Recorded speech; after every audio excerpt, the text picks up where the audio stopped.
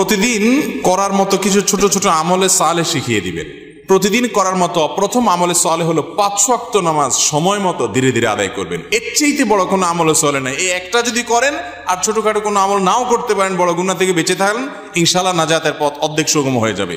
5 ওয়াক্ত নামাজ, এইটার কোনো বিকল্প ইসলামে আর কিছু নাই। এইটা ঠিক রাখতেই হবে, এই ক্ষেত্রে কোনো ছাড় নেই। দাঁড়ায় না হলে বসে শুয়ে যেভাবে পারেন পড়তেই হবে, কোনো ছাড় নেই। অতএব 1 নম্বর আমল হলো 5 ওয়াক্ত নামাজ পড়বেন। 2 নম্বর হলো সকল বড় বড় মোটা মোটা গুনাহগুলা থেকে বেঁচে থাকবেন। চোখের গুনাহ, হারাম জিনিস দেখা, হারাম জিনিস শোনা, গালমন্দ করা, মানুষের হক মারা, হারাম খাওয়া, এই বড় বড় গুনাহগুলো থেকে বেঁচে থাকবেন। নাম্বার 3, নবী করিম সাল্লাল্লাহু আলাইহি ওয়াসাল্লামের প্রতি বেশি বেশি দুরূদ পাঠ করবেন। আল্লাহুম্মা সাল্লি আলা মুহাম্মদ ওয়া আলা আলি মুহাম্মদ, শুধু সাল্লাল্লাহু আলাইহি ওয়াসাল্লাম, দুরূদ ইব্রাহিম যত বেশি পারেন দিনে 10 বার 20 বার পাঠ করবেন।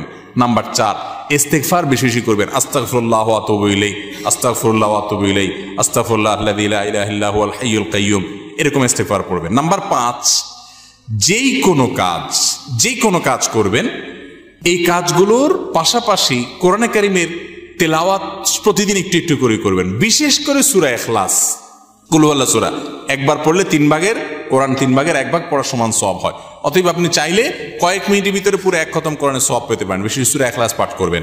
6 নম্বর হলো যত জিকির আছে কোরআন হাদিসে বর্ণিত, এই জিকিরগুলো বেশি বেশি করে পাঠ করবেন। যেমন সুবহানাল্লাহ ওয়া বিহামদিহি সুবহানাল্লাহিল আযীম, তারপর লা হাওলা ওয়ালা কুওয়াতা ইল্লা বিল্লাহ, এটাকে জান্নাতের ভান্ডার বলা হয়েছে। তারপর আপনার দুরূদ ইব্রাহিমের পাশাপাশি অন্যান্য সাধারণ দরুদ তো পড়বেনই। যত জিকির আছে এর মধ্যে একটা জিকির আছে ইয়া জাল জালালি ওয়াল ইকরাম, বেশি বেশি করে। তাহলে ইয়া জাল জালালি ওয়াল ইকরাম, সুবহানাল্লাহ ওয়া বিহামদিহি সুবহানাল্লাহিল আযীম এবং লা হাওলা ওয়ালা কুওয়াতা ইল্লা বিল্লাহ, স্পেশালি এই 3টা বেশি বেশি জিকির পাঠ করবেন। কোন মুসলমানকে জাহান্নামে দেওয়ার পর কখনো কি তাকে জান্নাতে দেওয়া হবে? খুব গুরুত্বপূর্ণ একটা প্রশ্ন। একটু আগে যে গোষ্ঠীর কথা বলছিলাম, যারা আমাদের নবীজির হাদিসকে অস্বীকার করে, তারা শুধু কোরআন দিয়ে চলতে চায়। শুধু কোরআনে এত ইনিশিয়েট দেওয়া আছে যে এটা দিয়ে সে চলতে পারবে না। শুধু কোরআন যদি দিয়ে চলতে চায়, কোরআন তারা আমাদের নবী থেকেই পাইছে, এখন নবীর কোরআনটা মানবে, হাদিসটা মানবে না।